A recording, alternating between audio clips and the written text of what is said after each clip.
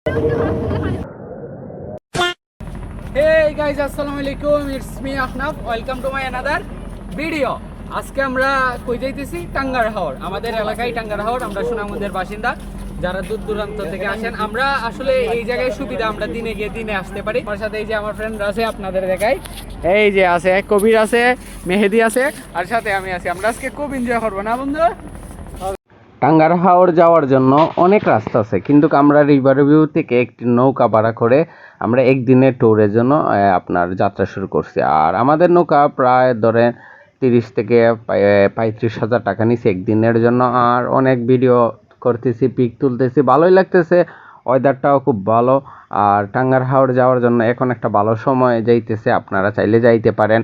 আর সুনামগঞ্জের লোকাল হওয়ার কারণে আমাদের জন্য ট্যুরটা খুব আরামদায়ক, আমরা দিনে গিয়ে দিনে আসতে পারি। আর টাঙ্গার হাওরে গিয়ে তো অবশ্যই এনজয় করার মতো একটা জায়গা, আপনি নিঃসন্দেহে গোসল করতে পারবেন। অনেকে ভাবে এই টাঙ্গার হাওরের পানি ময়লা থাকে বা অপরিষ্কার হয়, এটা ভুল। কারণে পানিটা রেগুলার পরিষ্কার হয়ে যায়। আপনার টাঙ্গার হাওরের পানি আবদ্ধ না, এই পানিগুলা আপনার চলে যায়, নদী হয়ে চলে যায়। এই কারণে এই পানি আবদ্ধ না, এই পানিতে ময়লা থাকে না, এই পানি চেঞ্জ হয়ে যায়। আর কিছুদিন পর বৃষ্টি হলেই পানিটা চেঞ্জ হয়ে যায়। আপনারা এটা নিঃসন্দেহে আপনারা গোসল করতে পারবেন, এখানে কোনো ময়লা থাকে না বা কোনো ময়লা আপনি পাবেন না।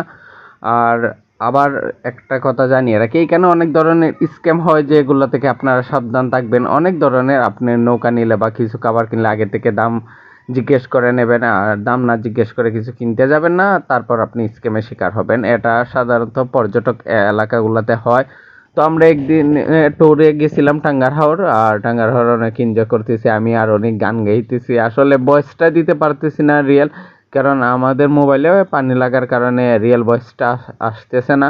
আপনার পানির জন্য আর কি আর কীরকম একটা ভয়েস আসতেছে, সেই কারণে আমি এক্সট্রা ভয়েস দিতেছি।